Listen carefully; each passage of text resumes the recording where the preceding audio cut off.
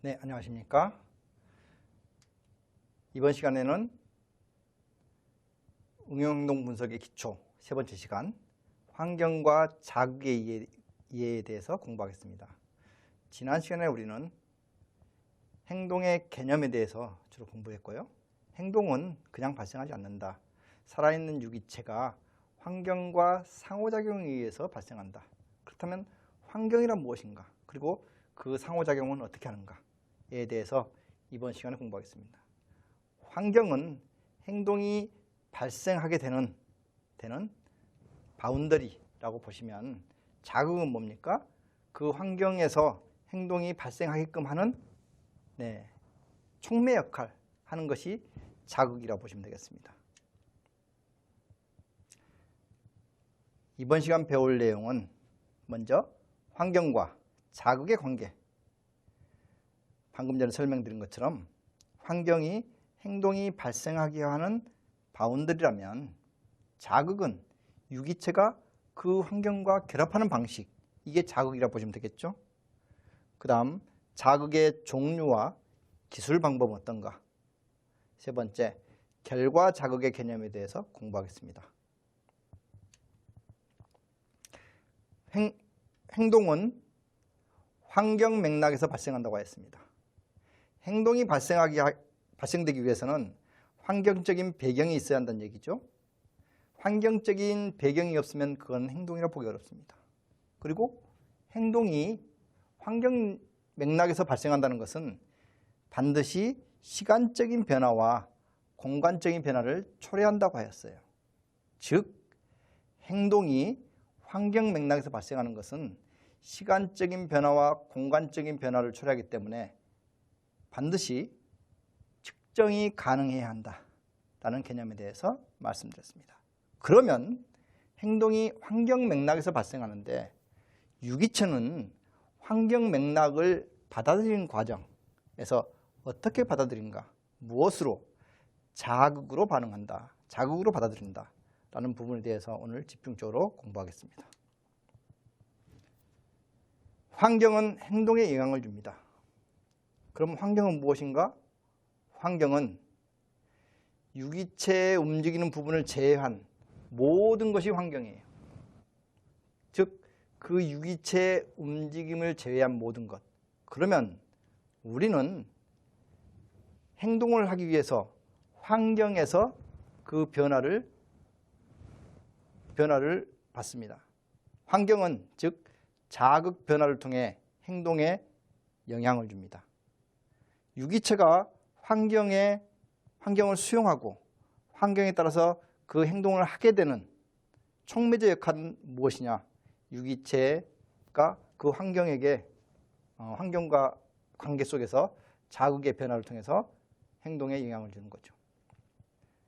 즉, 이러한 자극은 유기체가 환경에 대해서 수용하는 과정 안에서 발생하는 어떠한 에너지의 변화를 우리는 자극이라고 볼 수 있습니다. 자극의 종류에는 크게 세 가지가 있어요. 외부 수용기, 내부 수용기, 자가 수용기. 이렇게 모든 유기체들은 환경에서 자극 변화를 위해서 이 세 가지 수용기 세포를 가동해요. 응용행동 분석가는 이 중에서 대부분 신체 밖에서 발생하는 자극 변화의 효과를 연구합니다. 자극은 유기체의 행동에 영향을 미칩니다. 자극의 정의를 말씀드리면, 자극은 개인의 행동에 영향을 미치는 물리적 사건을 자극이라고 해요. 이러한 자극은 내적 자극, 외적 자극 모두를 포함하고 있어요. 수용세포를 통해 유기체에 영향을 미치는 에너지 변화를 우리는 자극이라고 합니다. 자극은 그 행동이 발생하기 전에만 일어나는 게 아니에요. 행동이 발생하기 전, 행동이 발생하는 중, 그리고 행동이 발생한 후에도 자극이 일어나요. 그래서 그 자극이 일어나는 것에 대해서 우리는 이렇게 표현할 수 있죠. 주로 그러면 A, B, C라고 표현하는데, 자 보겠습니다. 이 A, B, C로 표현하면은 행동은 언제 일어나요?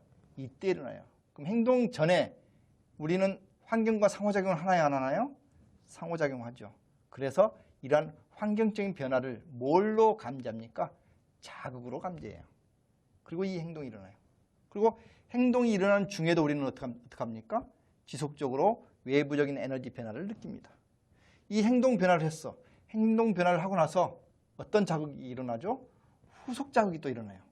그럼 이 후속 자극은 또 이 행동에 영향을 줘야 안 줘요? 영향을 주는 거죠. 그럼 우리가 어떤 행동을 하게 되기까지는 어떠한 영향을 받냐면은 이전에 행동을 발생하기 이전에 환경에서 이루어지는 그러한 자극의 영향을 첫 번째 받고요. 그 다음에 행동하는 과정 안에서 자극이 이루어지고, 세 번째 행동의 결과에 의해서 자극이 이루어집니다. 이렇게 해서 행동 발생 전, 행동 발생 중, 행동 발생 후 모두 이 행동에 영향을 미쳐요. 자, 그러면 이 행동에 영향을 미치는 사전 행동에 영향을 미치는 사전 자극, 이게 영향을 미치죠. 그 다음에 행동 과정 중에 발생하는 자극들, 이건 역시 이 행동에 영향을 미칩니다. 그러면 행동을 발생하고 나는 행동 이후에 나타나는 자극, 이건 어떻게 영향을 주는가?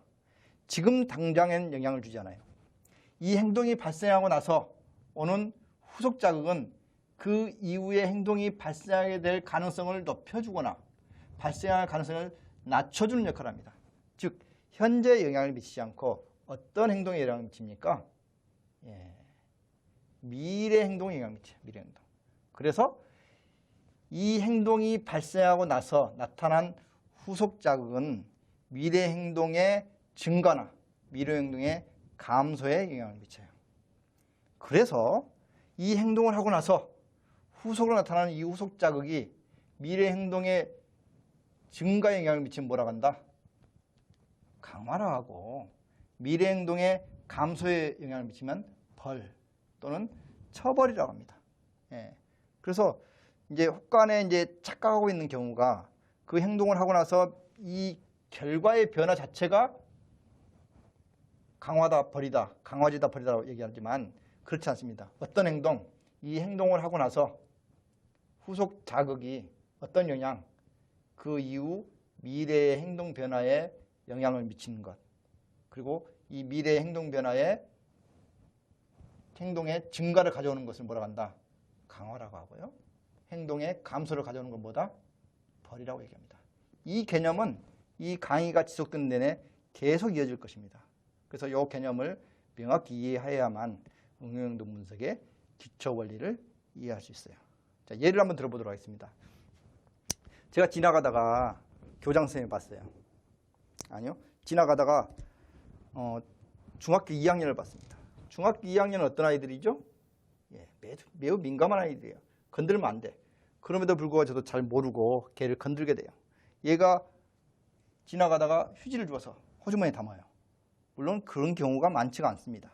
그래서 저는 가서 이 아이의 행동을 강화하기 위해서 칭찬합니다. 강화제를 줘요. 자, 이 아이 입장에서 보겠습니다. 이 아이는 뭘 발견했어요? 휴지를 발견하고, 그런 다음에 뭐 했죠? 휴지를 주워 담았어요. 주워 담았어. 그러고 나서 저는 이 아이에게 자극을 줘요. 어떤 자극? 결과 자극. 이걸 보고 나서 칭찬하면서 머리를 쓰다듬었어요. 그러면 이 아이가, 저는 뭘 줬습니까? 강화제를 준다고 줬어요. 근데 이 아이가 어떻게 해요? 머리를 만진 다음에 A, C라고 하죠? 네, A, C. 제가 C를 줬으니까 A, C라고 얘기합니다. 그러고 나서 담았던 휴지를 빼서 다시 집어던지고 집에 가버려요. 자, 그러면 저는 강화제를 주려고 했습니다만 결국엔 뭘 준 거예요? 이 아이가 이후에 이 휴지를 보고 죽을까요?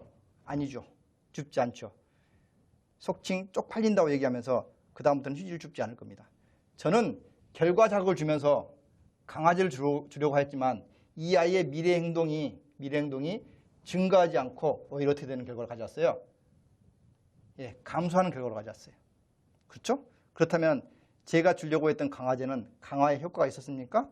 없어요. 결국 미래 행동의 감소를 가져왔다라는 측면에서 저는 뭘 준 겁니까? 벌을 주게 된 겁니다. 벌을. 이게 행동의 자극의 기본 개념이에요. 자, 그래서 우리가 어떤 아동의 행동 지도를 할 때 반드시 그 행동을 위한 강아지를 줬다고 해서 그게 강아지가 아니에요. 어떻게 해야만 강아지인 거예요? 미래에 그 행동이 증가해야만 강아지예요. 어떤 경우에는 우리가 강아지를 준다고 해놓고 벌을 준 경우도 있다는 말씀이죠.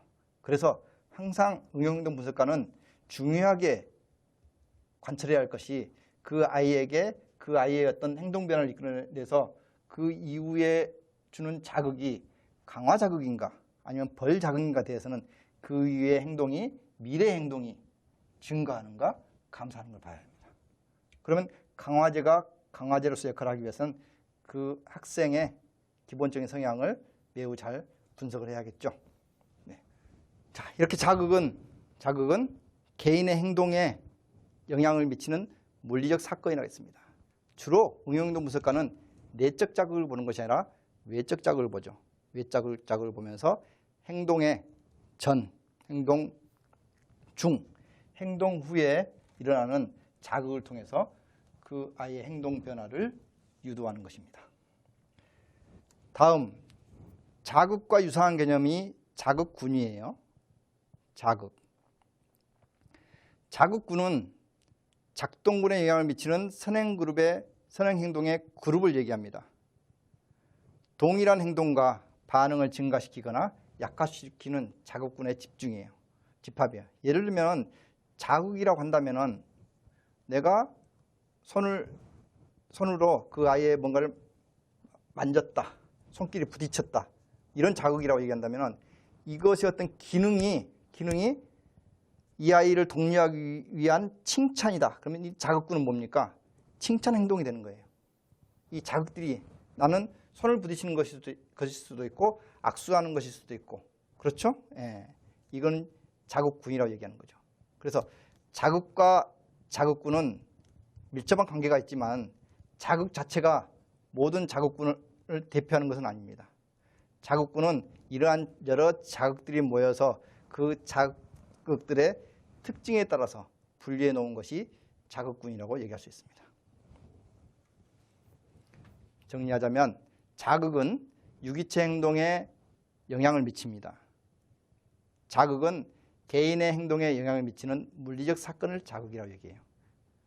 자극은 행동 전, 중, 후에 발생하는데 이러한 자극은 그 행동이 증가시키거나 감소시키는데 영향을 미치는 조건이라고 보시면 되겠습니다.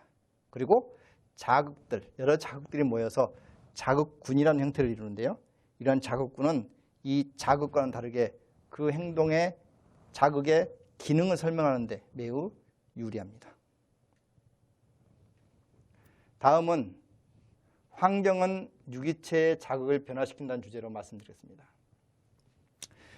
응용행동 분석의 가장 큰 특징 중에 하나는 환경의 역할, 행동 변화에 있어서 환경의 역할을 강조해요. 유기체는 일반적으로 환경과 교류하는 과정 안에서 어떠한 촉매로서 교류하죠? 자극이라는 환경의 자극이라는 촉매로 환경을 해석합니다. 그러고 나서 유기체 행동이 변화하죠.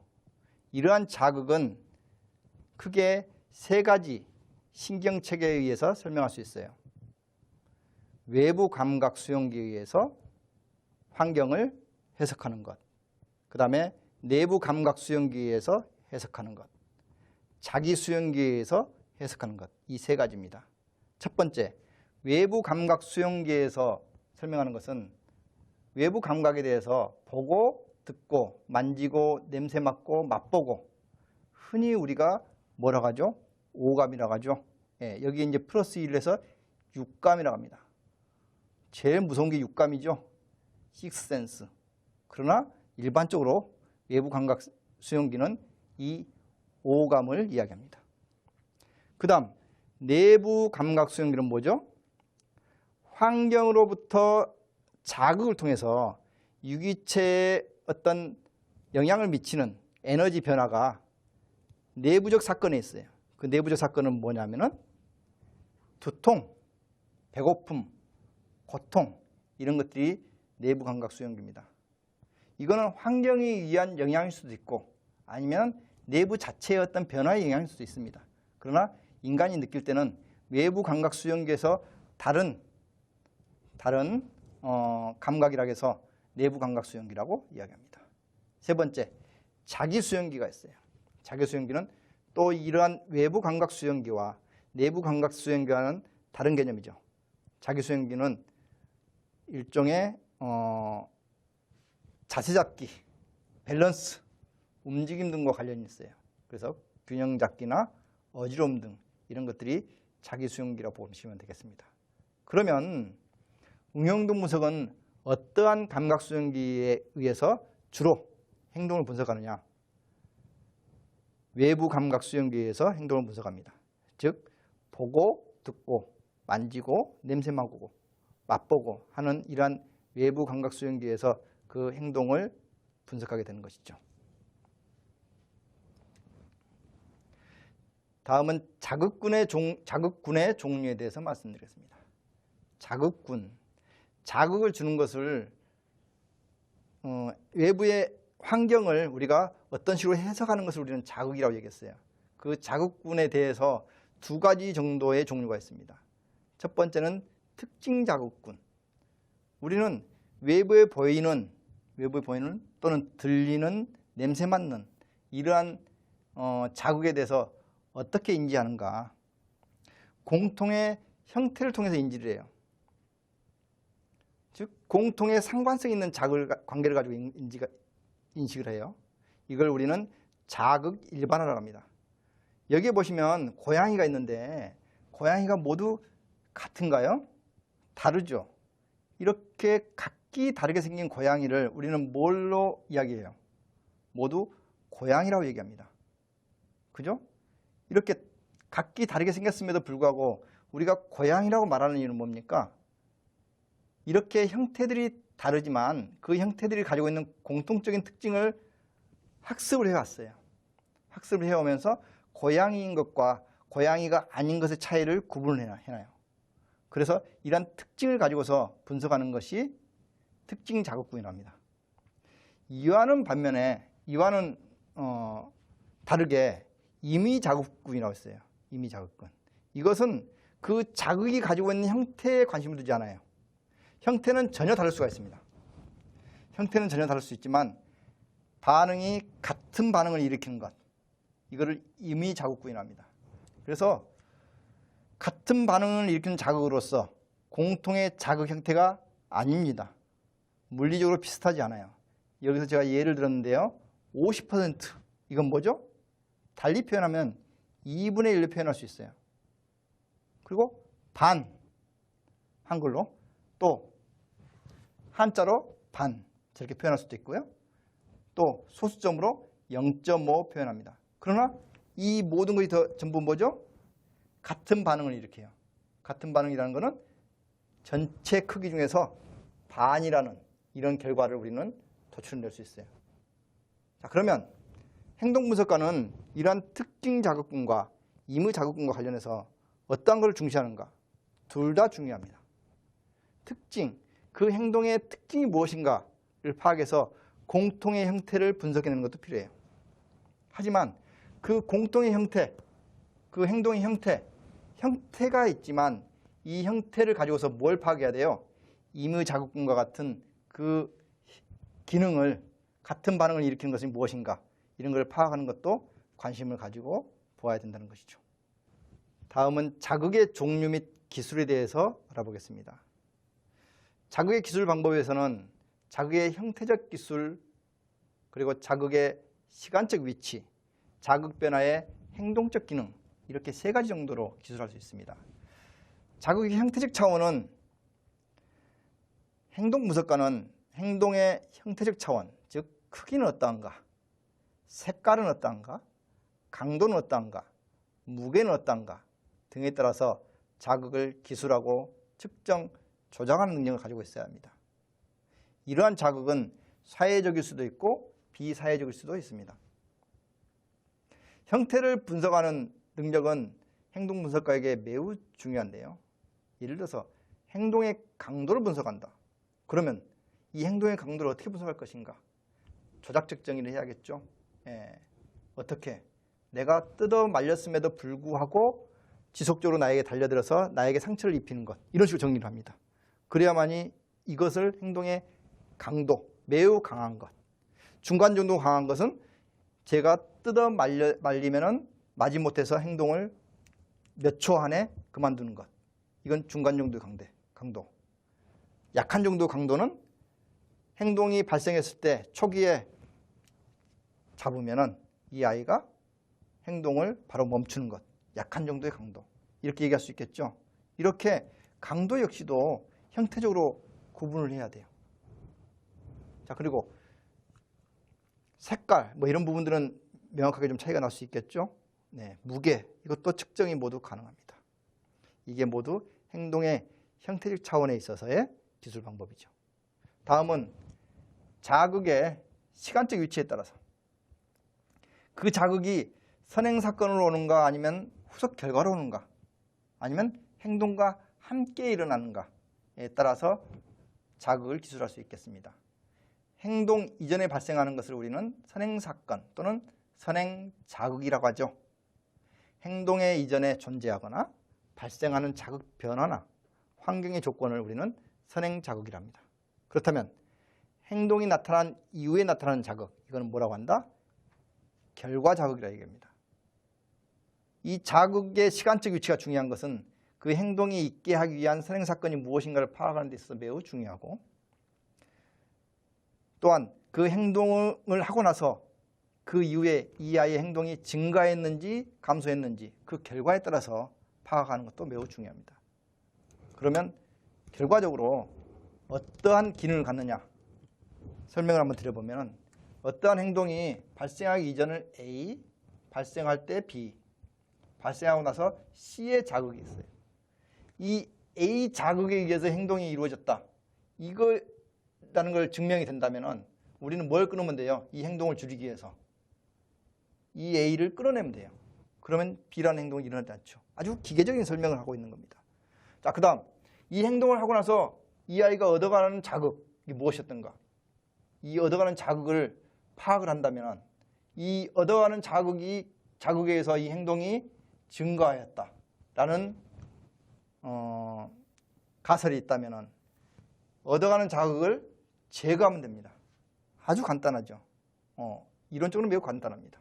그래서 자극의 시간적 위치를 파악한 다음에 이 행동 발생하기 이전에 나온 자극이 이것에 영향을 미친다라고 한다면 이것을 발견하는 것 매우 중요한 응용행동 분석가의 능력이라고 보시면 되겠고, 또 행동을 발생하고 나서 일관되게 이걸 얻어간다, 그러면 이거를 제거를 해야 한다라는 것이죠. 뭘 하기 위해서? 이걸 변화시키기 위해서. 왜? 이 행동을 하고 나서 결과에 의해서 미래 행동의 변화를 가져오기 때문에, 그러면 이 미래라는 것은 이게 간 다음에 이게 가야 되기 때문에 이 행동이 있고 나서 결과를 제거하면 이 미래 역시도 제거가 되는 거죠. 예, 그래서 자극의 시간적 위치를 파악하는 것도 중요하겠다라고 말씀드렸습니다. 마지막으로 중요한 것은 자극 변화와 행동의 기능이에요. 지금 내가 두 번째 때 다 말씀드렸어요. 형태를 파악하는 것도 중요하고 시간적 위치를 파악하는 것도 중요하다. 결국 자극을 기술하는 목적은 뭡니까? 궁극적인 목적은 자극 변화에 따른 행동의 기능을 파악하기 위한 거예요. 자극 변화는 행동에 대한 효과를 기능적으로 분석함으로써 가장 잘 이해할 수 있습니다. 기능적이라는 얘기는 이러한 형태를 가지고 파악하기도 하고, 또는 뭡니까? 여기에 있어서 결과를 가지고 파악하기도 하고, 그래서 이 자극이 갖게 되는 기능이 무엇이냐라는 걸 파악하게 되는 거죠. 그 갖게 되는 기능이 뭐예요? 예를 들어 선호 물건을 획득했다라고 한다면은 선호 자극 추구예요. 이 학생의 기능성은, 이 자극의 기능성은. 또는 이 행동을 하고 나서 과제를 회피할 수 있었다. 과제 회피겠죠? 자, 그러면 선호 자극을 추구하는 경우와 과제를 회피하는 경우에 있어서 행동 중재자가 해야 할 역할은 각기 다르게 됩니다. 예를 들어서 이 행동을 하고 나서 얻어가는 것이 선호 물건이었다. 그럼 이걸 제거한다는 건 뭡니까? 선호 물건을 주지 말아야 돼요. 그죠? 예. 다음으로 이 행동을 하고 나서 학생이 얻어가는 것이 그래 너 나가 있어. 과제에서 회피됐어. 회피됐으면 뭡니까? 과제에 회피를 주지 말아야 돼요. 과제를 주지 마는 게 아닙니다. 과제 회피를 주지 말아야 돼요. 그럼 회피할 수 없게끔 어떻게 돼요? 계속적으로 과제를 줘야 돼요. 근데 이때는 이제 인권적인 문제가 있겠죠. 그렇기 때문에 지속적으로 과제를 안 주는 거는 아이에게 혐오 자극을 주는 거 비슷합니다. 그래서 이런 부분들은 나중에 이제 또 인권 문제와 관련돼서 또 얘기를 해야 돼요. 어쨌든 기계적으로 얘기한다면 행동에 나타난 그 결과에 의해서 이 행동을 분석한 다음에 이 결과에 의해서 행동이 증가한다면 그 증가되는 이 고리를 끊어주자라는 것이 오늘 말씀드린 부분의 핵심이라고 말씀드릴 수 있습니다. 그래서 결국 행동중재자가 행동 분석을 하고 하는 이유들은 행동을 관리하는 것이긴 하지만 중요한 것은 행동이 발생하기 이전에 뭘 관리하는 거다? 자극을 관리하는 거예요. 자극을. 그리고 행동을 발생한 다음에 자극을 관리해요. 그래서 이 행동이 증가하게 하고 감소하게 하기 위한 무슨 자극? 선행 자극을 더 제시하거나 아니면 선행 자극을 빼내거나 하는 역할을 하는 것이 행동중재자의 역할이죠. 또 이 행동을 하고 나서 지속적으로 얻어가는 것이 무엇이었다 하는 것을 발견한다면 그 얻어가는 것을 제거해서 이 행동이 증가하는 것을 감소시키는 것이 행동중재자의 역할입니다. 예를 한번 들어보겠습니다. 집에 학생이 와서 자꾸 냉장고 문을 열어요. 그죠? 냉장고 문을 여는데 이 냉장고 문을 여는 행동, 이걸 이 B라고 보겠습니다. B. 냉장고 문을 여는 행동을 하는데 냉장고 문을 열지 않게 하려면 어떻게 해야 돼요? 선행 자극이 뭐가 있어야 돼요? 냉장고가 있기 때문에 냉장고 문을 열어요. 그렇죠? 그러면 이 냉장고를 없애면 냉장고 문을 열 수 있습니까? 없죠. 그럼 선행 자극을 관리한다는 얘기는 뭐예요? 냉장고를 없애는 거예요.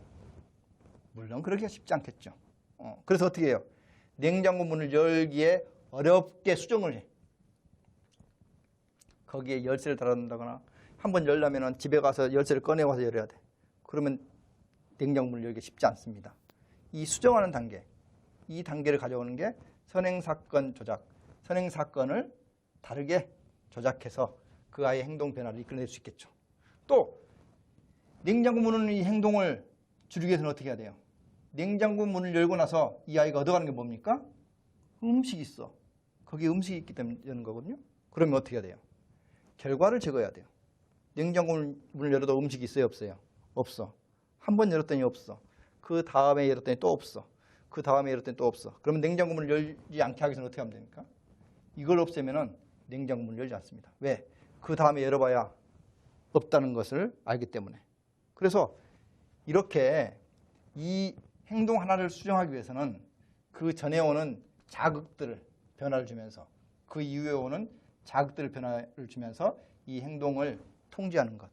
이게 자극을 통한 행동 통제라고 보시면 되겠습니다. 물론 여기에서는 인권적인 측면이 물론 고려돼야 돼요. 제가 이제 기계적으로 말씀드렸습니다. 기계적으로 말씀드렸는데 여러분의 이해를 높이기 위해서 이렇게 말씀드렸는데요. 그 외에도 이런 상황이 생기면 고려해야 할 것이 상당히 많이 있습니다. 항상 우리는 최우선적으로 아동의 인권을 고려하면서 그 아이의 행동이 발생하지 않게 하거나 그 행동을 증가하게 하거나 하는 방법들을 고민해 봐야 된다는 얘기죠.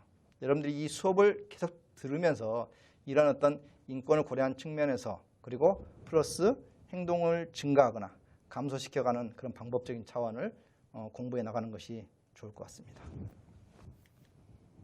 네, 다음으로 결과 자극. 결과는 행동에 뒤따르는 자극 변화이다. 라는 주제로 말씀드리겠습니다. 이미 제가 말씀드렸어요. A, B, C를 통해서. 그렇죠? 예. 결과는 행동 다음에 나타나는 자극 변화예요. 즉, 자극 변화예요. 여기 이제 자극에 대한 말씀을 드리면서 행동 다음에 나타나는 이 자극 변화를 통해서 무엇을 통제할 수 있다? 행동을 통제할 수 있다. 이런 말씀을 드리는 겁니다. 결과, consequence. 자, A, B, C로 제가 분석했습니다. 다시 한번 또 A, B, C를 써보도록 하겠습니다. A, B, C예요. 다시 설명해 드리면은 이 A는 행동이 발생되기 이전에 발생하는 선행 자극이다. B, C는 행동 이후에 발생하는 후속 자극이다. 이렇게 보시면 되겠습니다. 자, 그래서 첫 번째, 결과는 행동에 뒤따르는 자극 변화이다. 이 자극 변화를 뭐라고 합니까? 후속 자극. 결과에 대한 즉각적인 반응은 미래 행동 변화를 일으킵니다. 그렇죠? 자, 이 선행 자극은 이 행동이 일어나게 하기 위한 유일한 자극일 수도 있고 아니면 영향을 주는 자극일 수 있습니다. 그리고 결과 자극으로서 이 C는 뭡니까? 행동이 일어난 이후에 발생하는 자극이긴 하지만 행동 이후에 발생하는 이 자극으로 인해서 어떤 행동의 변화를 일으켜요? 미래 행동의 증가나 감소를 일으켜요. 지금 행동의 변화를 일으키지 않습니다. 미래 행동의 변화나 감소를 일으켜요. 그런 의미에서 이 결과는 매우 중요한 의미를 가지고 있죠. 왜 중요하다고 했냐면은 그 사람의 행동을 변화시키기 위해서는 그 행동 이후에 뒤따르는 자극을 주거나 또 자극을 제거해서 그 행동이 증가하거나 감소하게 할 수 있기 때문입니다. 여기에서 중요한 것은 즉각적인 반응이에요. 즉각적인 반응은 당장 행동 변화를 일으키지 않습니다. 미래 행동 변화를 일으키죠. 즉각적인 반응에 동그라미 해주시고 어떤 행동, 미래에 동그라미 해주세요. 예를 들어서 제가 지나가다가 교장 선생님을 만났어요.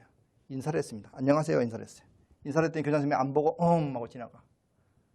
그러면 미래에 교장 선생님을 보고 싶어요 안 보고 싶어요? 저분이 왜 저러지? 또 인사를 또 하겠죠. 또 하고 지나가. 한 3차례 4차례 반복이 돼요. 그러면 제 마음속에 뭐가 생기냐면은 이 인사하는 행동을 하지 않게 하기 위해서 이걸 제거하고 싶어요. 아, 교장 선생님을 제거한다고요? 그러진 쉽지 않겠죠. 그래서 어떻게 합니까? 교장 선생님을 아예 맞닥뜨리고 싶지 않아요. 그래서 교장 선생님을 피해 다니죠. 왜? 이 행동을 하고 싶지 않아서. 자, 제가 지금 뭐 하고 있죠? 선행 자극을 지금 현재 통제하고 있는 겁니다. 제 스스로가 뭐 하지 않기 위해서, 이 행동을 하지 않게 하기 위해서. 그런 다음에 그럼에도 불구하고 교장 선생님 보면 인사를 해요. 근데 자꾸 이게 반복되고 나면은 어떻습니까? 이 결과를 받지 않기 때문에 내 행동은 어떻게 해요? 감소되게 돼 있어요. 그렇죠? 예. 결국 이 행동은 어떻습니까? 선행 자극에도 영향을 받고 무엇에도 영향을 받아요? 이 뒤따르는 후속 자극에도 영향을 받아요. 그럼 아동의 문제행동이나 봅시다. 문제행동이나 보면은 그 문제행동은 어떻습니까? 이 행동이 발생하기 이전에 선행 자극에 영향을 받죠. 그리고 그 행동을 하고 나서 이 아이가 얻어가는 것이 무엇인가? 그것에 의한 영향을 받습니다. 즉, 즉각적인 이 결과, 즉각적인 반응은 그 이후에 아이의 미래 행동의 변화를 일으킨다고 보시면 되겠습니다. 결과는 어떤 행동을 선택하는 기능이 있습니다. 이 말이 좀 어려운데요. 선택하는 기능이라는 얘기는 본인에게 유리한 것은 남는 거고 그렇지 않으면 남지 않습니다. 그래서 이것을 우리는 선택한다. 이렇게 말씀드릴 수 있고요. 예를 들어서 어떤 상황에서 그 행동이 갖는 결과가 좋은 효과가 나타나면 그 행동 남습니다. 근데 어떤 상황에서 그 행동이 갖는 결과가 좋지 않은 영향을 미치면 행동이 남잖아요. 예를 한번 들어보겠습니다. A라는 상황은 수학 시간에 수학 선생님하고 수업을 하는데 얘가 까불었어요. 행동이죠? 그러고 나서 수학 선생님한테 혼났어요. 자, 그런데 국어 시간에는 국어 선생님은 매우 온화하신 분이야. 까불었어. 똑같은 행동이에요. 그런데 이때는 오히려 너는 좀 창의적이구나 이 아이가 라고 하면서 칭찬해 줬어요. 자, 그러면 어떤 행동은 남죠? 예, 선택돼요. 뭘 선택합니까? 상황을 선택합니다. A를 선택해요. 수학 시간에는 선택하지 않죠. 무슨 시간을 선택합니까? 국어 시간을 선택하고 국어 시간에는 이 까부는 행동이 남아있고 이 시간에는 까부는 행동이 남아있지 않게 되겠죠. 이걸 바로 무엇에 의한 선택을 하고 있죠? 결과에 의해서 이 행동이 선택되는 결과에 의해서 선택되는 그 결과를 처리하게 되는 거죠. 즉 어떤 행동이 강화를 받고 어떤 행동은 벌을 받았다면 강화를 받은 행동은 선택되어지는 거고 벌을 받은 행동은 선택되어지지 않는 겁니다. 결국에는 이 행동까지 선택되어졌지만 무엇까지 선택했어요? 여기에 선행 사건까지 선택했어요. 그죠? 그래서 뭐가 중요해요? 결과를 어떻게 통제하는가, 결과를 어떻게 조작하는가, 이게 상당히 중요하게 되는 것입니다. 그래서 행동 변화를 이끌어내기 위해서는 내가 이 선행 사건을 조절하는 것도 물론 중요합니다. 하지만 기본적으로 뭘 조절하는 거예요? 결과를 조절함으로써 그 아이가 행동의 발생에 있어서 선행 자극을 선택할 수 있게끔 만들어주는 것. 이게 응용행동 분석의 핵심이라고 보시면 됩니다. 자, 정리를 다시 하면은 결과는 행동에 뒤따르는 자극 변화이다. 단지 행동에 뒤따르는 자극 변화가 아니라 이런 결과를 통해서 즉각적인 반응을 일으키면 미래 행동에 변화를 일으킨다. 거기에 결과는 또한 어떤 행동을 선택하는 기능이 있습니다. 그래서 두 가지 상황을 대비해서 선택적인 상황에 이 아이가 더 높은 반응을 일으키게 만드는 것이죠. 이거를 뭐라고 하냐면은 행동 대비라고 합니다. 행동 대비. 나중에 또 공부할 것입니다. 행동 대비. 행동 대비라고 하는데 그 행동에 선택되어지는 행동들은 증가하고 선택되지 않는 행동들은 감소하겠죠. 그리고 더 중요한 거는 이러한 선택되어지는 행동은 무엇까지 선택하는 기능이 있어요? 선행 자극을 선택하는 기능까지 가지고 있다. 이렇게 말씀드렸습니다. 자, 오늘 배운 학습 내용을 정리하겠습니다.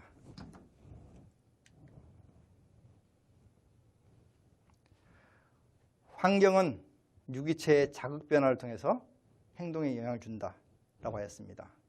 자극은 행동을 받아들이는 유기체의 에너지 변화, 이렇게 말씀드릴 수 있겠죠. 자극은 개인의 행동에 영향을 미치는 물리적 사건으로서 행동 전, 행동 중, 행동 후에 일어납니다. 즉 우리가 행동 관리를 하는 것은 행동 자체를 관리하는 것이 아니라 이러한 행동 전, 중, 후를 관리함으로써 그 행동이 증가하게 하거나 감소하게 하는 것을 의미한다고 보시면 되겠습니다. 자극군에는 공통의 형태를 특징으로 하는 특징 자극군과 같은 반응을 일으키는 임의 자극군으로 구분할 수 있습니다. 결과는 행동에 뒤따르는 자극 변화로서 즉각적인 반응은 현재 행동이 아닌 어떤 행동, 미래 행동의 변화를 일으킵니다. 그리고 행동을 선택하는 기능을 가지고 있습니다. 그래서 우리는 그 행동 변화를 위해서 행동의 결과를 통제함으로써 행동을 선택하게 하고 그 다음에 이 행동은 반드시 어디에서 일어나요? 환경 자극에서 일어나죠. 그래서 환경을 선택하는 기능까지 유인할 수 있다라는 것까지 말씀드렸습니다.